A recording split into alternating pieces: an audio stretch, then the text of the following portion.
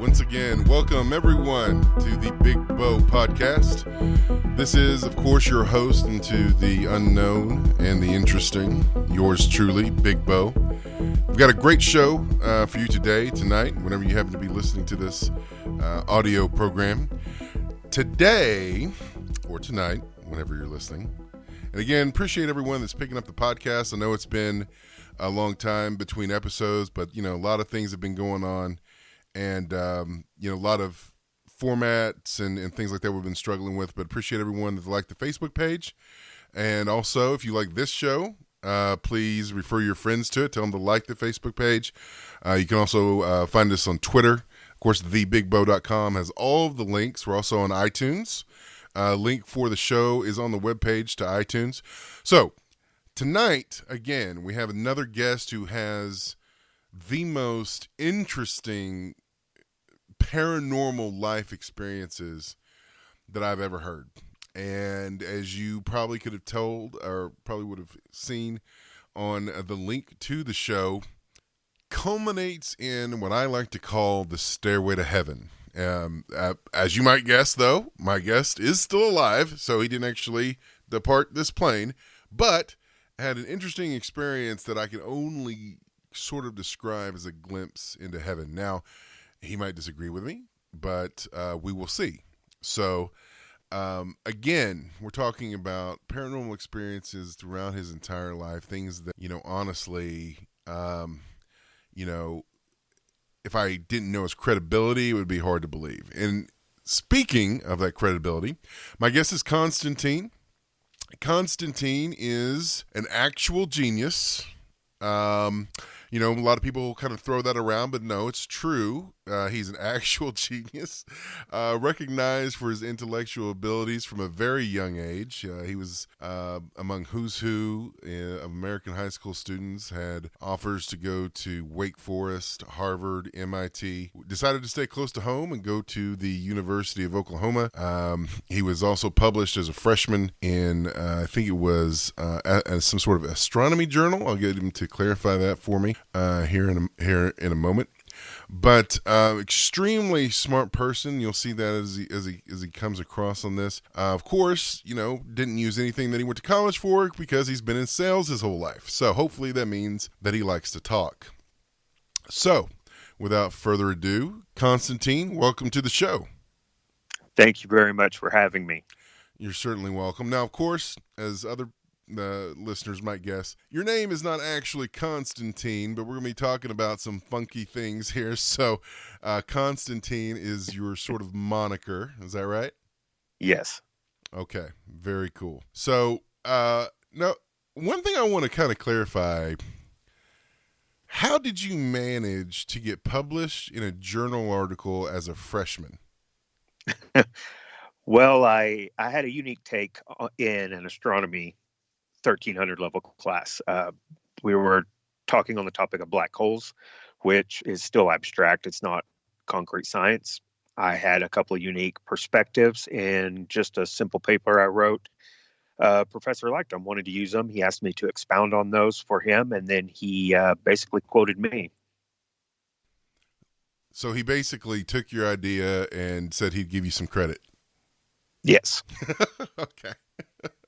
That's what it sounded like. I'm going to take your idea, but I'll give you a little bit of credit for it. But that wasn't the first time that your professors kind of picked your brain, right?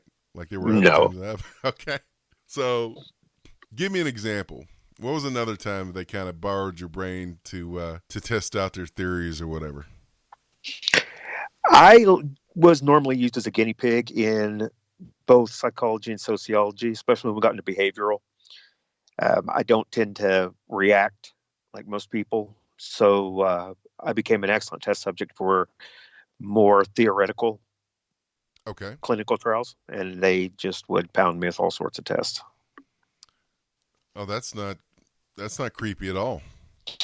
No, they weren't all written. A lot of them were verbal, and they'd record your responses. You'd be in front of a camera, and they want to see your body language, facial expressions. It was weird. Man, I'm going to tell you right now, that sounds like something like straight out of some sort of weird sci-fi flick. Like, for real. That's crazy. Like, how did they come up to you and say that? They said, hey, I want to use you for a research project.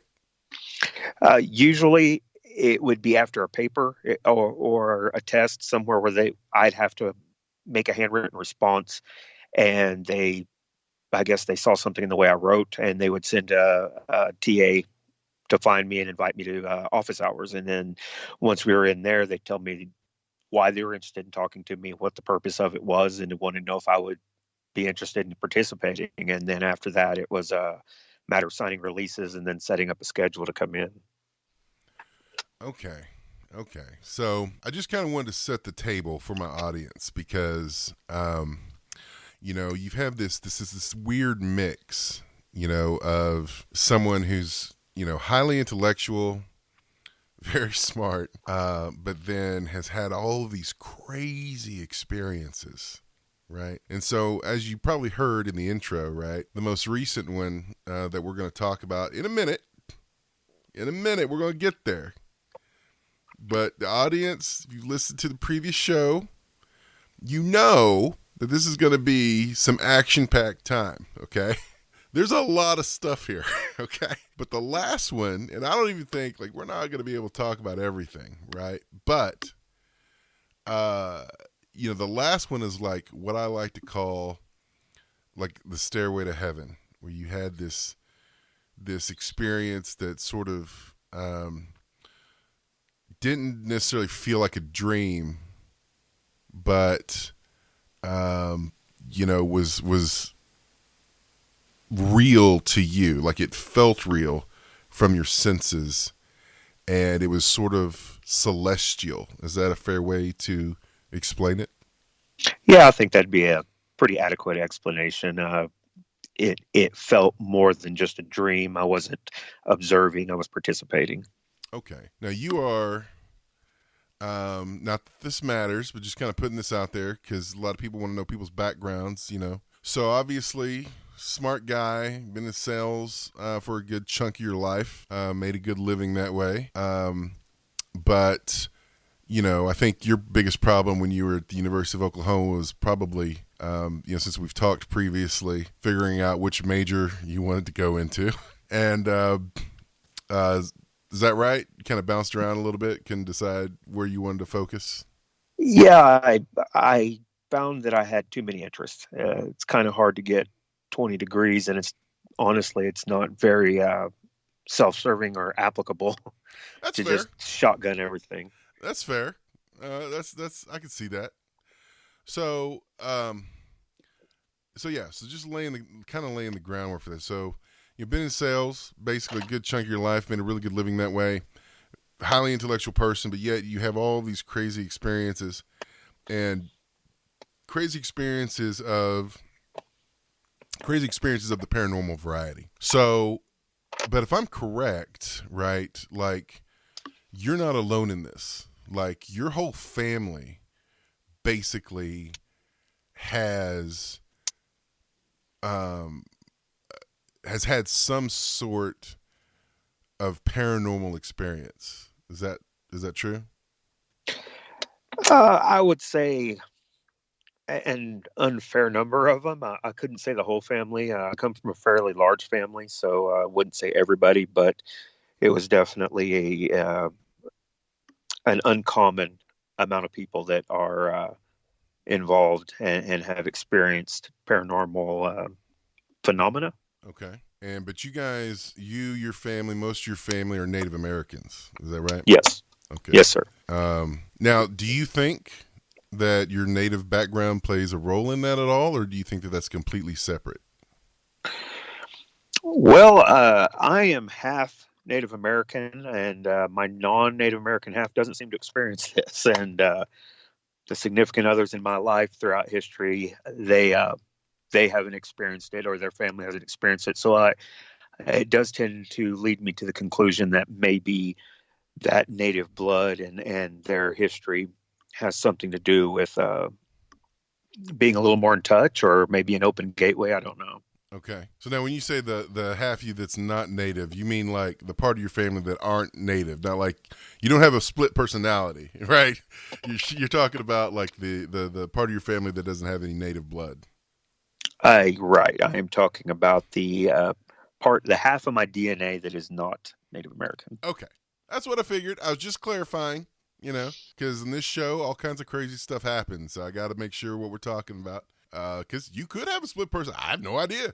We're going to find out. But, okay. Your family of Native background, basically, all have some sort of paranormal experience.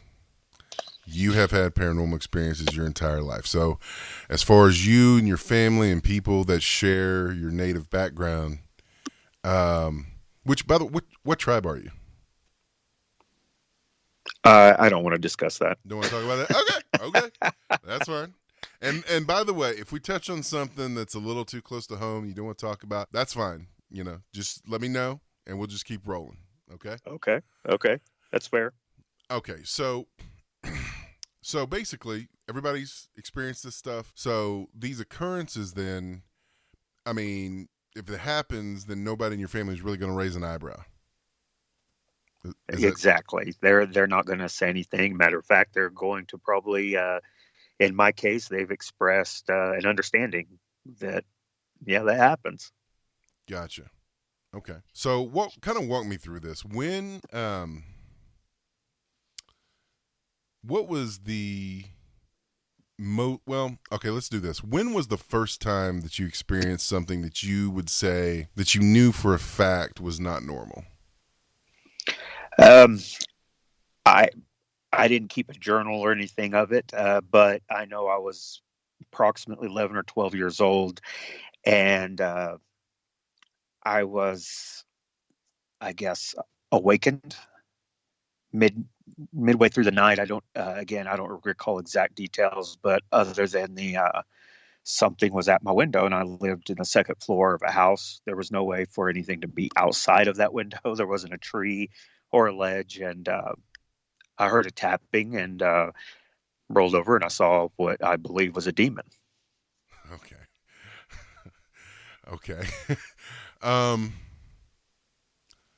was the demon in the room with you? No, it was outside the window, tapping on it. Okay. So I have to ask, right? Like, you weren't high or anything, right? Like, no? Okay. I mean, now listen, I know that you say you're 11 or 12 years old, okay? But some people start early, right? No judgment here. We're in the trust tree, okay? No judgment here. But, so 11, 12 years old, you're tapping at the window, and there's a demon. That's the only way that you would know how to describe it, tapping outside your window. And now, was there blinds or anything covering the window, or did you see this thing, like, was it just, you know what I mean? Did you have to move anything or to see it, or how'd that go down? There were blinds on the window. It was a double window, and there were blinds on them, but they were open. Okay. So you get out of bed, see what's going on. No, I don't get out of bed. Okay, so you basically just rolled up and you looked out your window, and okay, so you're on the second floor. Right. So this thing was just floating outside your window. Couldn't tell if it was floating. To me, from my vantage point, it looked like it was in a crouched position, like it was standing on top of something, but I couldn't clearly see the ends of its limbs, other than the one that was extended and tapping on the window. And I say tapping because I'm trying to make sense of it in my mind, but I very clearly remember kind of like something you'd see in a sci-fi movie, like it was the end of a very, very sharp object. It was tapping and making a scraping sound on the glass. Okay, so I'm going to ask you some stuff that might seem like stupid questions, but I've never seen anything like that, right? So, obviously, you're probably pretty freaked out. Like, I'm kind of freaked out talking about it, and I didn't even see it. So, I'm assuming 11, 12 years old, you probably have a WTF moment. Yes. You're like, yes. Okay. So, what did this thing look like? Couldn't tell height. From memory, I would say it was fairly large. Kind of looked like kind of like a comic book drawing of a werewolf. It had what I assume were hairs standing on its back that were coming to sharp points. It looked mostly, I guess, like it moved like a great ape, like a gorilla, on all fours. It had a large head, and I couldn't make out, a teeth or anything else. What really stood out and is piercing even now is glowing red eyes. Dude, I hate glowing red eyes.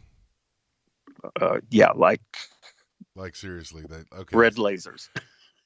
Okay. So, what did you do? I mean, I don't know. Like you roll out of bed and you see this thing at your window. I mean, My bed was oriented in a way where I was laying full length normal. I just had my back to the window. I heard the scraping sound, tapping sound, and first thing I noticed was it was unbearably cold. And anyone who's ever been in that house knows the second floor, it doesn't work like the first floor. So, it might be 72 downstairs, is going to be 85 upstairs. So that was very weird for it to be that cold. so did the temperature drop in the room? Yeah, I would say significantly, 20, 30, maybe 40 degrees. Okay. And I rolled over in bed, still laying down. And that's when I could see the window. And that's when I saw the creature. And it was staring directly at me. And it never stopped tapping or scraping. I was shocked. In my memory, it seems like I stared at it for 10 minutes, but I know it probably was 3 or 4 seconds. And I rolled back over and I pulled the covers over my head and I kind of balled up and I just, hoped that it went away. And I heard it for a little while longer. Again, it's very difficult to determine time and how much had lapsed, but at least a few more seconds, I heard the tapping and scraping, and then everything went back to normal. It was like a power outage, and the power just came back on. Okay. So you didn't like run out of the room or anything. You just basically hid under the covers and just waited for it to leave. I laid there the rest of the night. Oh wait, in a fetal position. Okay. Listen, man, I don't blame you. like that's okay. I would too. I mean, I might still. After we get done with this, I might curl up in the fetal position right now. Okay. Now, did you tell anybody about this the next day, or did you just? No. I didn't discuss that for at least 10 years. Okay. So obviously, we're talking about like a traumatic event here. Yes. Okay. So now you said the temperature dropped in the room, which is from reports is fairly common from like hauntings and like demonic activities. I mean, obviously not in my situation, not speaking from firsthand experience or anything, but like, from the reports that, from the reports that I've seen, right, that I've read. Did anything else crazy happen? Like, did anything fly across the room? Was there any other weird activity that night, or did you after that? Like, did you experience any kind of poltergeist kind of activity? I mean, you know what I mean, right? Like, did you like anything crazy like that happen? Like stuff floating or missing or stuff like that? There were occasional odd. My whole family sees them. We just call them shadows, but they're very clearly humanoid in shape and size, and so it was fairly regular to see those in the house or outside, directly outside the house. You might see one walk by the window while you're sitting there watching television. Those were fairly commonplace. They occurred before and after the encounter we're specifically speaking about, but I don't remember anything flying around the room or anything missing. And honestly, in my own reflection, I don't know necessarily that the the room temperature goes down, as a lot of people say, as much as the horror of what you're seeing causes your probably your blood pressure to drop, and it's fright. So, okay. So there's the wannabe medical student. Thank you for bringing that out. I appreciate that. I'm just joking with you, by the way. I'll tell you that there is a thing that happens, right? That when people experience something of a religious nature, the first thing that usually happens afterward, not saying this is like a religious experience, but it's similar, is there's a tendency to want to like analyze it, try to make sense of it, right? Try to take it apart. But either way, whether the temperature dropped or whatever, you felt colder. Oh, I felt frozen. Okay. Now, this is something that's interesting that we didn't talk about is the shadows that looked humanoid. There's a phenomenon actually, which is called the shadow people. This is in I don't know if have you ever heard of that term before? No. Okay, so that's kind of creeping me out. Well, I mean, I'm just going to tell you that, there's a lot of people that see these things, right? Like, one of my really good friends, that Melissa, or that I've told you about, that I've mentioned, because she's going to be. Oh, hey, by the way, audience, announcement. There will be an occasional co-host, because she brings interesting insights to things. Her name is Melissa, aka Melissa the Great. Originally, Melissa was going to join us for this, but Constantine's schedule is kind of crazy, so she wasn't able to join us for this. But as an audience, you'll hear Melissa, and she's great. But the thing about it is, Melissa's seen these things too. And a lot of people have. And they usually describe them as, human looking, right? They have a human shape, but they're basically shadows. Like they don't have eyes or anything like that. It's just like a walking shadow. And they don't really seem to appear for, any rhyme or reason or whatever. But you've seen these things in that house. Oh, I've seen them lots of places, but it's very common in my parents' house. Okay. So, wow.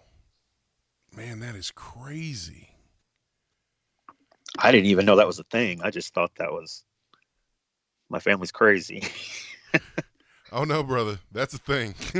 Believe me when I tell you, that's a thing. So, oh well, that's so commonplace that I don't even think to mention it when we have these kind of discussions. Commonplace. It's as commonplace as seeing a car drive by. What? How? Yeah. Okay. Yeah, that's been my entire life since I was real little. You've seen shadow people since you were like a child. Yeah. What? I haven't seen one that I can recall in the last few weeks, but I mean, even where I live now, I see them from time to time. They never come into the house, but it looks like they're maybe looking in the doorway. If I have a door open outside, it looks like they're looking in the doorway. Okay.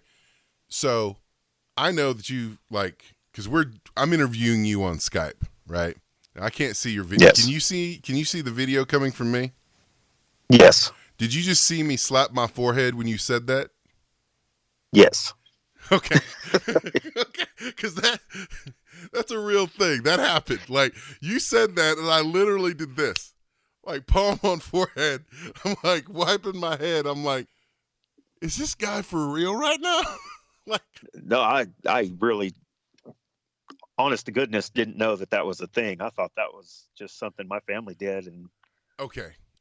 We got to talk about this. So, it was that's a constant thing. It's been at your parents' house, And obviously you've lived other places. Did these things, did you always see these things? Like wherever you Oh lived? yeah, wherever I'm at. I've lived in a couple of states. Doesn't matter where I'm at.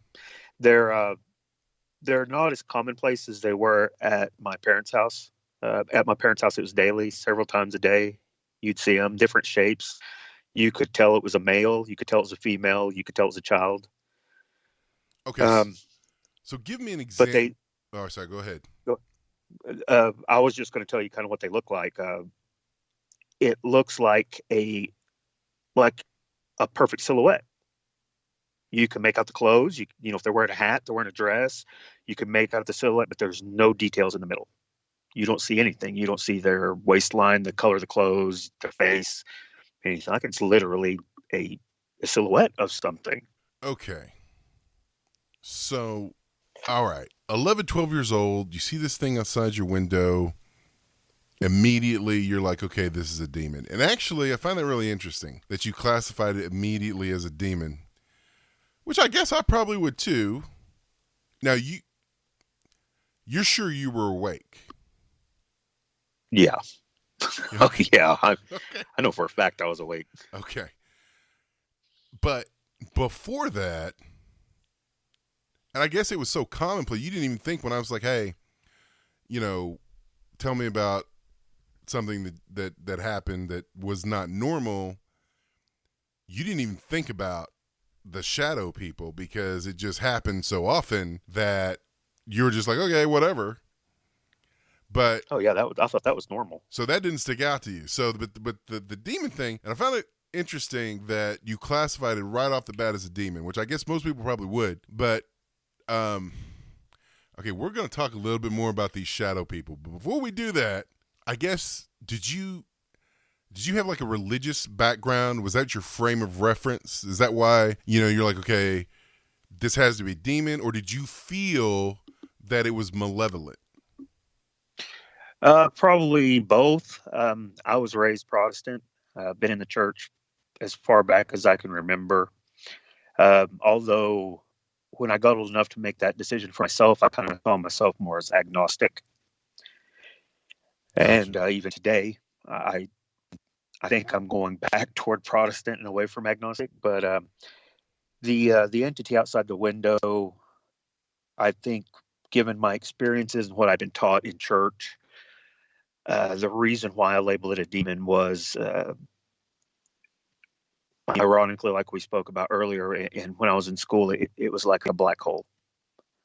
Every emotion, every feeling, even the light was being sucked into it, and there was nothing coming out. There was nothing good. There was nothing positive. It was sucking everything out of the room and the area around me. Okay. Now, the shadow people,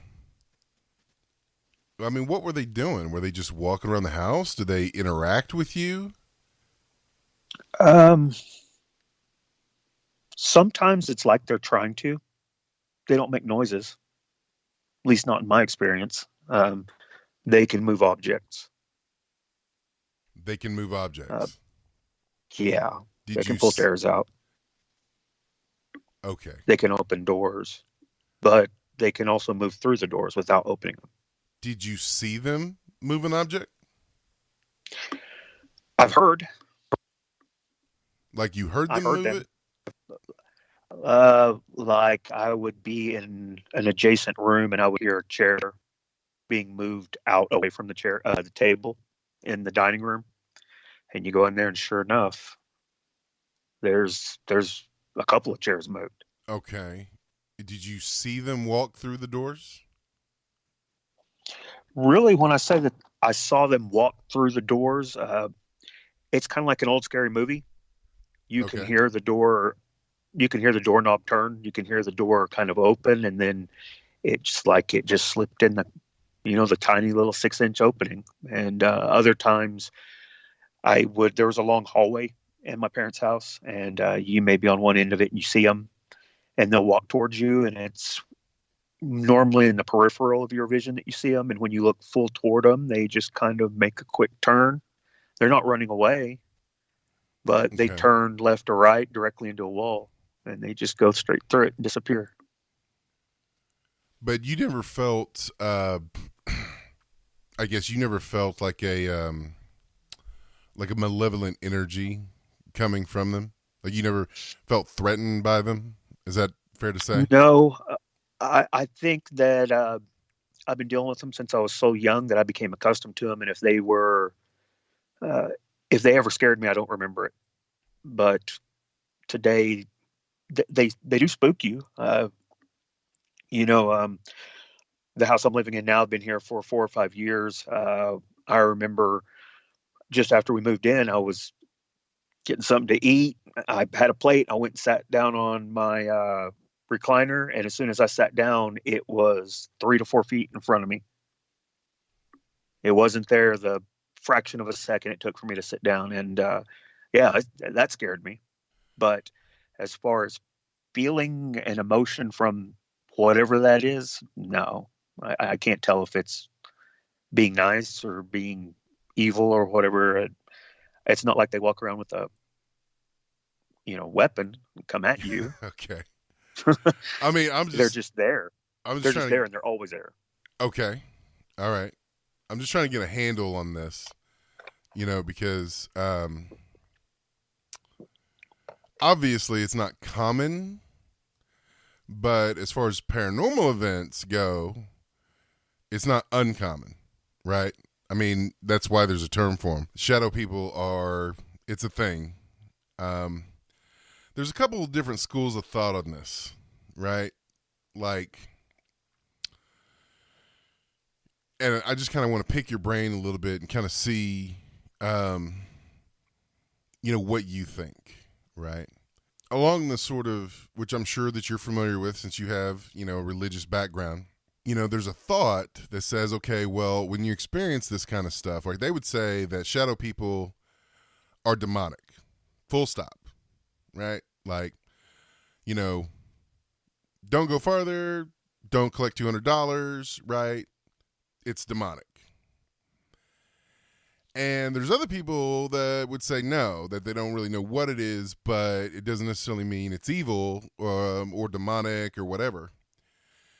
Along the religious lines, right, people would say, okay, well, experiencing demonic activity or demonic harassment, not necessarily possession or whatever, they would say that, okay, well, you got to invite this stuff in, right? They would say that you had to somehow, make some sort of invitation, either, directly, like literally like doing some sort of a, I don't know, satanic prayer or something, or like messing around with a Ouija board, or maybe somebody that was close to you did something like that, and then these things kind of latched onto you. Then there's other people that say, well, what these things are actually beings that exist in, like another dimension, like maybe like a dimension of time and space that coexists with our own. And the reason that you can see them is because you're just somehow naturally attuned to that frequency, that vibration, like whatever the frequency is of that dimension, you happen to be in tune with that. So kind of which one of those tracks do you follow? Do you think that would be the reason that this seems so common? To be perfectly honest, I don't know. I've given all of them a lot of thought. That's kind of one of the things that completely derailed my academic career was my obsession with trying to figure out what was happening to me, and it led me down a lot of different holes. But it hasn't led to anything that I would say I really accept as a possible explanation. I don't believe that every spirit or thing that you see is either good or bad. I don't think they can all be defined that way. I do believe it is entirely possible that there are other dimensions of our own, and that maybe I am perceiving a glimpse of something that's actually happening in another dimension. I just see a whisper of it. I don't actually get to see all of it because I don't live in that dimension. Okay. So I can't really say that I lean one way or the other. I think that I've heard a lot of explanations and read a lot of explanations that could kind of make sense, but they're not quite there. They don't fully encompass what I went through or have gone through. Okay. And so I can't really, So I can't basically, really say you've thought about this, but you don't have an my answer. entire life. Okay. I searched religion first because my parents were religious. They took me to church, and that's the first place I went. I took every class I could, including exorcisms, how to perform them, what they're really like.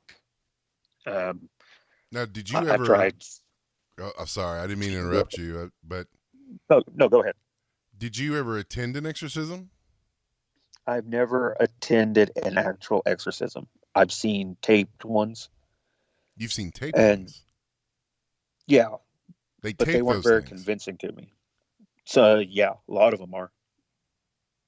What? That's crazy to me. Yeah. Okay. I mean, I guess I don't know. I'm not really familiar with that world, so I mean, I guess maybe my astonishment is not valid, but I would tend to believe that that would be something dangerous to do. But Yeah, it wasn't what you think. It wasn't like something you see in a movie. Um, it was just family members trying to hold down someone who looked like they were crazy and they were screaming, and you had a preacher praying at the person, and it to on film it just looks like they're crazy. They keep trying to sit up. Family members got their arms bound. Yeah, I didn't see anything that was like a movie where their head was twisting all the way around or you know something actually physically came out of them. No, it was just they were screaming and trying to sit up, trying to get away. And the preacher kept going until they finally just kind of went to sleep. And I don't know if they went to sleep because the demon was gone or they went to sleep because they wore themselves out because they certainly looked like they were struggling. It was not, it wasn't what I expected. okay. Okay. So I just I kind of had to explore that a little bit. But okay. So I mean you're hitting me with a lot of stuff, I'm sitting here thinking, okay, so we've got demonic stuff, right? We're going to talk about a couple experiences that you had, and then we're going to talk about this Stairway to Heaven situation, which we're going to get to, right? But then you hit me with shadow people, and um, I didn't see that coming, and which is fine. And exorcism classes, I was like, okay, all right, so you're exploring things. Sorry, apologize for butting in there. I just wanted to explore that a little bit more. So you were saying that you looked into things and you looked into exorcism classes. What else did you look into? Um, I kind of explored what I could, through the school's resources and then through local library. I tried to look into other people that had these kind of experiences and did anything I've been through parallel anyone else's. And there's similarities in a lot of them, but no two experiences are going to ever be the same. You're talking about a personal perception of human beings. We all see things differently and experience them differently. So, but there's similarities in a lot of them. So that led to college, and when I got to college, you are just given unlimited resources all of a sudden, and that led me to philosophy and religion. Led me into other types of religion, looking into their what kind of experiences their people have had and how they try to explain it and how they try to deal with it and cope with it. And again, I saw many parallels, many different uh, types of, I guess, encounters as well as possessions that were close, but not quite there. And I never really found an answer. Okay. So basically, you've got this awareness, this stuff that's happening, and you looked into it, but no concrete answers as far as the whys and all that kind of stuff. All you really know for sure is that it happens. Right. Okay. Man. I got to be careful, man. We could be on here for 3 hours. Okay. Now, the audience, don't worry. We're not going to be on here for 3 hours. I'm just saying, I feel like I could do it. Okay. Especially since, we don't have commercials on the show. At least not yet. Anybody wants to run a commercial? Holler at Big Bo. We've got this demonic phenomenon, the way that you described it. And then, but you didn't really tell anybody about it. You just kind of balled that up. But then you've got these shadow people that seem to be a constant companion. Now, have you ever messed around with Ouija boards or anything like that? No. Okay. I've never seen a Ouija board in person. Okay. So I just need to kind of, check that box. You would have been too young to really experiment spiritually. So that's out. So that's really interesting. I don't think I've ever sacrificed an animal or a child or anything. Okay. Never uttered a prayer to never Satan or anyone else. You never bathed the blood of infants or your enemies or anything like that? No. Okay. Okay, so what about like psychic phenomenon? Like, have you ever experienced deja vu, intuition, visions, anything like that? I don't know how much I believe in deja vu. I guess if I really experienced it, then I'd believe in it. I've had that colloquial deja vu. It's like I think I've been here before. I've done this before, but nothing I would say is concrete. I've had what I think are glimpses of a possible future. Okay. But they weren't dreams. They were too real to be dreams, and I couldn't wake up. Okay, so explain that to me. Like, give me an example. Like, what do you mean that? Like, what would be how would you know the difference? Since I was young, I've had the ability to control my dreams. It's not instant. When I'm experiencing a dream, at first it seems real, and then I question myself. I literally question, is this real? Is this too, whatever. It's too perfect to be real.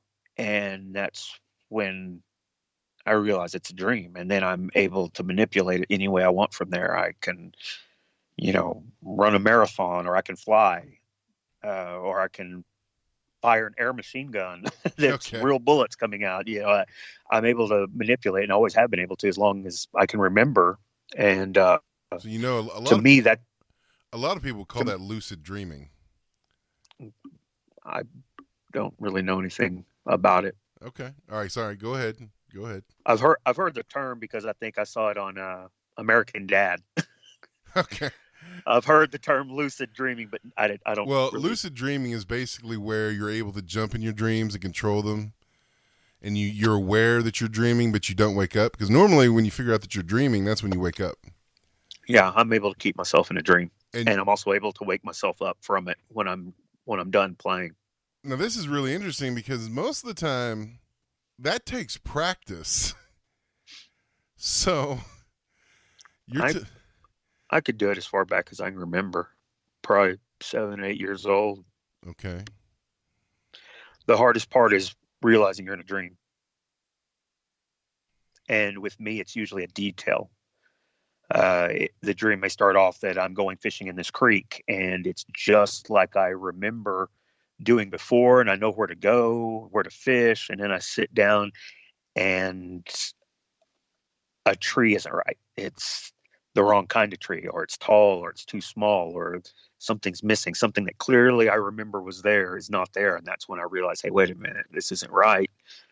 And then from there on, I can keep myself in the dream state, and I can manipulate my surroundings. I can even go one further. I can remember the dream well enough that the next night I can basically upload it into my brain and continue the dream. But I can't do that for more than 2 or 3 days. How do you know? Okay, so let's talk about visions, or what you think is like a vision of a possible future, as you put it.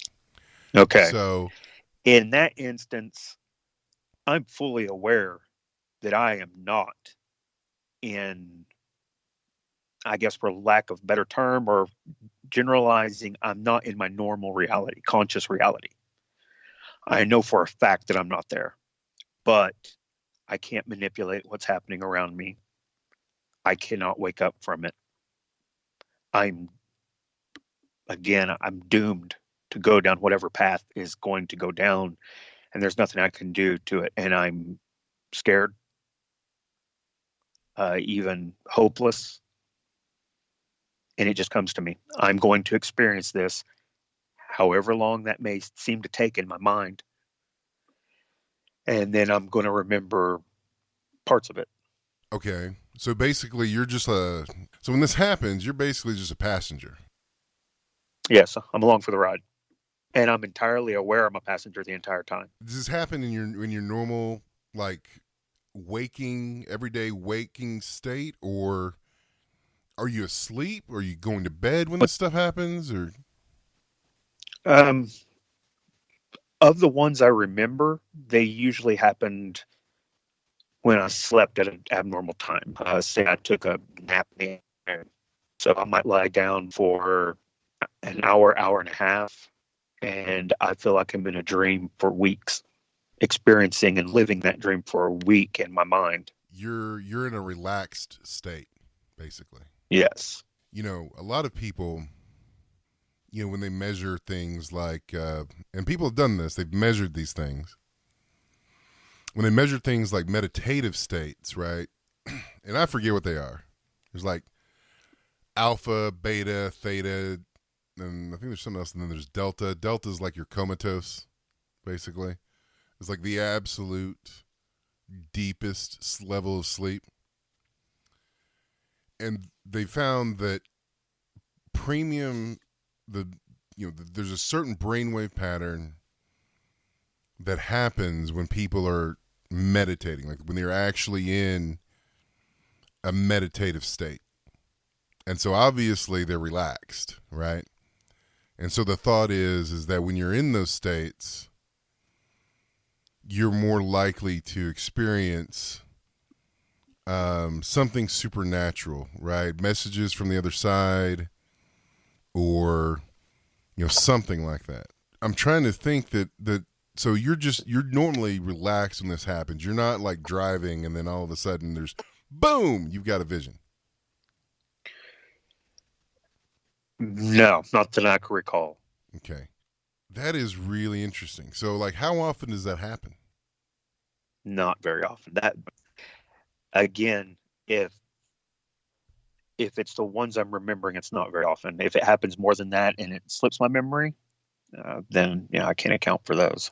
So do you think that this is are these supernatural messages, or do you think that it's just another one of those things where you just have a knack for accessing certain frequencies and your brain's just open to that, and this is just what you get? The visions I've had, especially in the last decade or so, they feel like they're warning signs. They're urgent. Okay. So this is something, though, that you can't consciously control. It just happens. No, Okay. it happens. So give me an example of one of these warnings. Give me an example of one of these visions. Like, when did it happen? How did it feel? What was it about? About 4 years ago, I woke up from a wonderful night's rest, and I was sweaty, and I knew something was happened. So I got up. It was about 4 o'clock in the morning, and I tried to recall. And I sat down and started writing everything I could remember. Not anything lengthy, one word lines, and I was able to piece together that I was in the future. I could see. I remember looking at my hands, and they were old. I'm in my early 40s now. I would guess I was probably in my late 50s. They were scarred. I was in a trench, a military-style trench, and Okay, so hold on. Before we keep going on that, you had this vision, or what you perceived to be a vision, but you weren't aware that it was a vision at the time, or you just, when you woke up and you came out of it, you were aware? When I came out of it, I was stressed. There's no other way to put it. I was physically, mentally, and emotionally stressed. Something major had happened, like you had been in a severe car accident and woke up from it. Okay. I was Okay. shaking. I was sweating. I was I was in fight or flight. I felt sick to my stomach. I felt the need to get secure, to get away, and that's how I knew something had happened, and I needed to try to recall that. So when you came out of this, you were in, it's not like you just woke up from a bad dream, right? Like you were freaked out. No, this wasn't a bad dream. This was worse. So continue. Tell me about this vision. You were older, your hands were different. Yeah. Um, my recollection began when I started writing the list. I kept looking down, trying to recall anything I could remember, and that's when I saw my hands, my actual hands right there with a pen in it. And that's when it flashed me back. And I remembered most of the vision at that point. I remember looking at my hands, looking around at the trench. There's literally hundreds of thousands of young men as far as my eyes can see, forward and back. And I looked at a young black man in front of me, and I said, "Where are we?"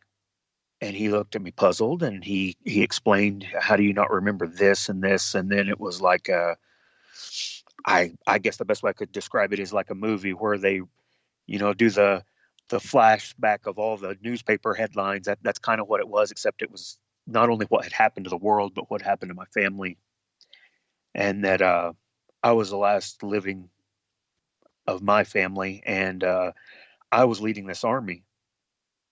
Whoever they were, they didn't seem familiar to me, but they were all dressed as military personnel, and so was I. And I remember the world had basically come to an end. That it was I was aware that this was Armageddon, Now, when you say Armageddon, do you the mean biblical Armageddon. okay? So, because you know that word does get thrown around a lot, It right? does. There was even a decent movie named Armageddon. Yeah. It actually was a pretty decent movie. Actually, you're in this experience. You're in charge. You get the sense that you're in charge. Now, did you have a sense of self? Like, in other words, you get this sense that you're in charge, right? So I guess these people were obviously looking to you for some sort of direction. Is that fair? No, we were all hunkered down, scared shitless. When I got the newspaper reel thing, um, it's like 20 years of knowledge got kicked into my head all at once. I downloaded 20 years of history in that moment, and Okay, hold I on. knew what I was there for. All right, so hold on. Let's back up a second. So you're there, you're in this trench, you're with, I guess, what you would term as the survivors. Like whatever's happened has already happened. Right. And okay. And these people, did you have the sense that, like, I guess what I'm saying is I'm trying to figure out, did you feel like you were an actor, like taking on a role, like you were like, okay, what the heck is going on here? Or did you just say, okay, yeah, I'm a leader. This is Armageddon. Let's go get him. Um, the only thing I can say is that I knew after I talked to the young black kid next to me, and he made that expression. It was like a slap in the face. And like I said, I'm in my early 40s now. I was closer to 60 from what I could tell. Roughly 20 years. It's like I downloaded everything from now until that point, and I knew it all. And it was more than I can describe. It was like I understood that this was my calling. I understood. It's like I had already sat down with the president, went through the plans, and hey, G.I. Joe, you're the one that has to do it. No one else can do it. So you basically had just a giant data dump in your brain. Right. Okay. All right. So this happens. You got a 20-year data download. What happens next? That's the scary part is, Okay, that's the scary part? yeah, at that point, I realized what I was supposed to be doing. And it's like I started living it. Again, I'm still freaking out. I'm still freaking out saying, what's going on? Is this real? Is this a dream? Why come I can't do anything? But the body I was watching, the eyes I was seeing through, um, started going to people, started going to all these young men. And that's the one thing I noticed is they were all young. They were kids. They were 16 to 20, hundreds of thousands of them in a trench, probably 8 feet deep by 20 feet wide. And it, like I said, it stretched the horizon in both directions, straight line. And I started working my way in the direction I was facing when I came into this reality. And that's when we heard it. It was, Yeah, I'll be honest what with did you you. hear? I don't know if it's, excuse me. I said that was going to be my next question. What did you hear? Yeah, I don't know if it's my mind was trying to rationalize what I was hearing or if I understood it. But when I wake up and review it in my mind, I understood what it was. It was the Archangel Gabriel's trumpet. And it was just this warm sound. And I can't do it justice because it was coming from the heavens above us. It was so loud. It vibrated you clean to your organs. You could feel it in your bones, your heart. You couldn't breathe. And it was just a constant sound, trumpet and fade away, trumpet and fade away, about every 8 to 10 seconds. And I knew what that meant. Without any doubt, I knew what that meant. And I was scared to death because even though it was nighttime and there were torches everywhere, you could see where we were at. Whatever we were going to storm, the field was complete darkness, and you could hear a gnawing sound like a pit bull on a stake in the distance. Okay. And you don't know what's there but fear. And when that trumpet started, I remember climbing a ladder and looking across that field, scared to death, and then I just went. Okay. And I didn't want to. I couldn't stop myself, but the trumpet was making me.